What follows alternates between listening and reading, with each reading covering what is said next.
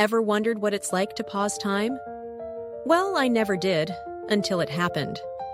I was the shy kid in the back row, invisible in the bustling world of high school. I sneezed one day, just a regular sneeze. Or so I thought. Suddenly, everything stopped. The clock hands froze mid-tick, the chatter of my classmates vanished, and even the paper plane hung suspended in mid-air. It was like stepping into an anime scene. My heart raced. What kind of power was this?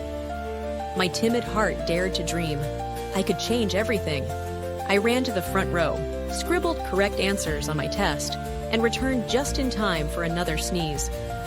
Time resumed, and the class erupted back to life. I sat there, grinning at my newfound secret. Who knew allergies could be so powerful?